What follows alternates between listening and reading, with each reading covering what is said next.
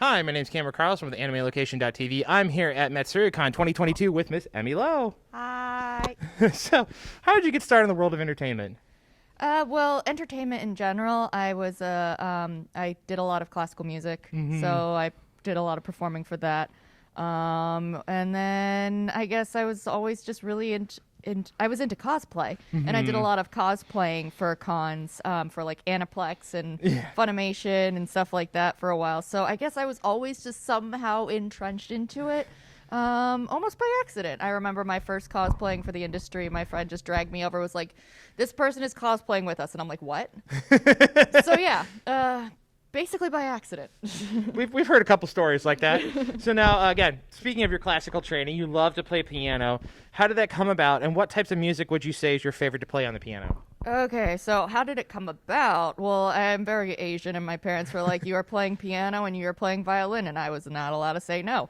So I wasn't crazy about it when I was young. Basically, I didn't like piano until it became my own choice. Okay. And that was in college when I decided to become a piano major. My parents were like, "No, this is not why we wanted you to learn piano." They wanted me to be a lawyer. They still wish I were a lawyer. But yeah, but my favorite type of music to play, as far as classical music, it would probably be like the Romantic era, Schumann, and yeah. I am very much an emotional player. I'm a romanticist at heart. And, Rachmaninoff. Oh my God. And yeah, I like early contemporary as well, stuff like Prokofiev. I mean, the stuff that like kind of like goes over the edge, but like nothing like serialism or anything like that. That stuff's just a little too mathematic for my tastes. Yeah. But and otherwise, I really love just playing like video game music. Well, that actually rolls into the next. Speaking of that, your great love of cosplaying with playing the piano, the same idea. How did that come about? Because I went on your YouTube and I watched some of your videos, and I loved all of the ones that I watched. I watched your Nier, your Fruits Basket, your Tifa. I watched all of those, and I really like how like you're sitting at the piano properly, but the fact that then you're in cosplay at the same time, it's like and then just go into it, it's like that propernism to it, it's kind of funny. So how did that come about? Like, what was your reasoning behind like, okay, I'm going to mix my two passions together in one video? I honestly don't remember. I just remember I wanted to give like I wanted to do a Nier themed recital, which I did a stream of before. It was everything I played was Nier, and I cosplayed 2B for it. Right. And so like in the process, I was like, I might as well like take videos too. Just like also to practice for the big thing, because like especially while cosplaying 2B, the gloves. Yeah, the Oh silkiness. my God. Yeah, when I was doing Copied City with the gloves. Oh my God. Yeah. It's an experience. So, the more practice I have trying to play as perfectly as I can with gloves and stuff like that, the better. And then so I just started doing more and more of the videos because I just had like the cosplay and I liked the music, and I was like, let's do it. Alrighty. And now, as a musician, you also voice act in musical-based anime. Do you take some of your musical background into the recording session to help you with your performance? Actually, it's really funny because in Toctopus Destiny, there was a use of the term timbre, and the director she had asked me, she's like, "This is spelled correctly, right? And how do you pronounce it?" And I was like, "Oh, it's timbre." And she's like, "So does it work in this context?" And I was like, "Yeah, because timbre is like the sound, the tone, and stuff like that. So you can have a personal timbre, because even though it's an instrument, the way that you play it gives a certain sound. And so like that's one specific example, but also just like geeking out to classical music while in the booth. So I just, oh man, all of the beautiful music. And honestly, my perfect pitch has come in help as well, just like for being able to hum music and stuff like that for musical based anime. But yeah, mostly it's like the terms and stuff, and just being able to be like, I know that piece. It's good. So it says in your bio that you use Adobe Audition as a digital audio workstation. Do you have any post-production pointers you would like to give and share to any of those who also probably use that? So most of the time for auditioning, they want like raw audio, so they don't want you to compress it or anything. But when I do some cleanup, auto heal is like godsend. Like, if I accidentally like poke my mic stand or something, you just auto heal that out. Some mouth clicks, I auto heal instead of like deleting and stuff. I do like a dynamic processing. Basically, I use the medium limit or something like that. So it's just very, very light. I adjust gain and stuff like that. Try to make sure that it doesn't peak too much. A lot of auditions are like, make sure you sit around -18, and so it's like I don't record at that, but then I like change the gain afterwards. When I've mixed like music, like songs that I sing, like I'll do 2 layers. One of them will have the reverb while the other one doesn't, because then it's not like completely like wet and stuff like that. So yeah, those are like the basic things. All right. Now, a big show for you within the last few years is that you've gotten to work on Demon Slayer. How's it like working on that, knowing that it's the movie saved the Japanese box office, and then like you guys get to do it here in English? Like, how's it like? We have to go up against that, like, and then we have to keep the energy the same level. It was a lot of fun, honestly, especially playing Suma, because she's so over the top. Yeah. And, like, it was just wailing, and, like, you know, like, you could just be, I could be as big as I wanted. I just loved the experience. I do remember when I got the casting email, I was just kind of like, I thought it was an audition at first, and I was like, but then it was like, you have been cast as Suma, and I was like, I was in the middle of directing it. I got the email. I was just like, I just need a moment. Yeah. So yeah, it's you know, sometimes I still can't believe it. She's just such a wonderful character, and the show is just so gorgeous, and the cast is fantastic. Yes. I'm just like, dude, she's married to Ray Chase. Yeah. Like, my cat is named Noctis. Yeah. It's destiny. Like, exactly. So yeah. So another breakout hit for you is Shadow House, which is getting a second season. How's it like working on that and working with a cast of friends? I know Miss Danny Chambers is in it as one of the leads, and you know, that type of stuff. How's it like working on that show?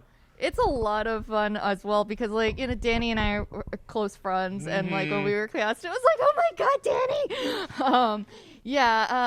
The sessions are really fun also, because like Kate is like so proper, and like but at the same and she's like really breathy, but needs a lot of air support, because she talks in very long and very proper sentences. Yeah. So it can be exhausting. It definitely uses my reading skills a lot, because like her lines are just like paragraphs and monologues and stuff. Wow. What makes it easy is that a lot of the time she doesn't have flaps. Right. So like I can read at my own pace, as long as it fits like the within the time frame and stuff like that. I was able to help direct part of season 1 as well. Aww. And it was so much fun, just being like, Jordan, act better, just as a joke. My husband would be like next to me, because I was doing that remotely. Yeah. And he was like, hey, Jordan, can you do it again, but like act this time?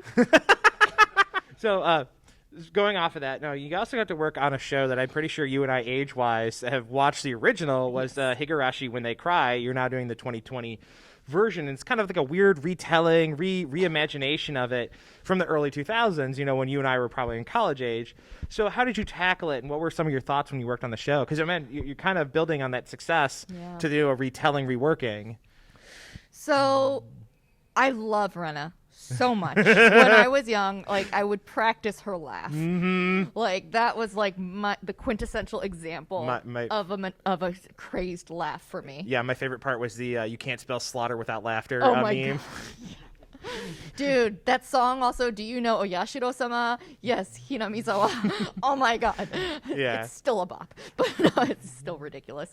But yeah, no, it was a lot of pressure, because like I love her so much, and like I wanted to be able to do her justice, and she's such a complex character, like her backstory with and she's just so good. Even when she's crazed, her motivations are pure. So yeah, I admire the Seiyu a lot, and but you know, I guess I just have followed the series for so long that I already knew so much about Rena, and I was just able to channel that somehow, and yeah, having the passion really meant that I wanted to basically just make the best Rena that I could. And Yeah, I still can't believe it sometimes. Yeah. Because, like, she just means so much to me. Yeah. And I have a large Rena figure collection. So, again, this is kind of now going back into your beginning of your career. So you got the first leading role you got was what, when you got your first leading role, what went through your head as a leading role? I mean, you probably were practicing a lot, like you said, back in the, like when you were much younger, practicing your craft, and then you move into those smaller roles, little bit parts in the walla. What was it like when you got that phone call or text message or agent call that said, "You're it"? Well, because I cried. Honestly, I feel like I put a lot of the same effort into the smaller roles too, just because like I've been blessed to play so many complex characters, even for bit parts and stuff like that. So many of my bit characters have like mental breakdowns and stuff like that. So so I guess the pressure wasn't. I mean, I'm always scared of reception of like or like hearing my own voice and stuff like that. So it doesn't really even matter like the size of the role as much until it's like a big property, I feel like. Well, like anything with the Demon Slayer. Oh my god, yeah, I was so stressed out about that. I was like, I hope I'm not too annoying, and I'm like, wait, she is annoying, but but I hope I'm not too annoying. Yeah, no, I'm just a very anxious person in general, so I will always just be anxious. But you just go in there, you do the work, and love the character, and with the lead role, you're just blessed to spend more time with them. Yeah. So, kind of wrapping things up, what projects can you talk about that aren't behind an NDA wall that you want fans to check out? Everything coming up is. You mean coming out? Like, if you have anything that's currently airing that fans might you want fans to check out, or like, because we obviously know you guys have NDAs, you can't talk about what you're currently working. But is there anything that's currently out and available that you want fans to check out? Definitely Shadow's House season 2. Watch season 1 if you haven't, and season 2 is even better. There's so much more of the mystery and the spoopiness. Yeah, like a good Halloween anime. Exactly. A good everyday. No. But yeah, for some. Yeah, super spoopy, super wonderful. If you like detective stories and stuff like that, because it's more about mystery this season, which is wonderful. Up my alley. Yes, exactly. And just for a little fun thing, I mean, in Lucifer and the Biscuit Hammer, the latest episode that the dub aired, yeah, don't worry about it. The episode 4 of that, I play this bit part. It's like it's a magical girl that they watch on TV. Her name is Marie, and she's like magical something dragon, and then her magical girl wand turns into a nunchuck. And then she just starts beating up this monster and like dragon over in the background. And then she's like, final move, magical head crack. And she takes a cinder block and starts bashing him and goes crack. So I am very glad that Jason Lord called me in to be a violent magical girl. It shows that he really understands me. And it was even better because he played the monster that I was beating up. Oh, that's even funnier. Yeah. So, like, in the background of, like, the two characters talking, you just hear me, like, beating him up with a cinder block. And then it goes into, like, this tender moment with piano music, and you still hear me going crack in the background. So, yeah, I highly recommend that. Alrighty. Now, again, I know how to follow you on social, but for fans that may not, how do we follow you online? So my most active is my Twitter, which is Kitsune Squeak, KITSUNESQUEAK.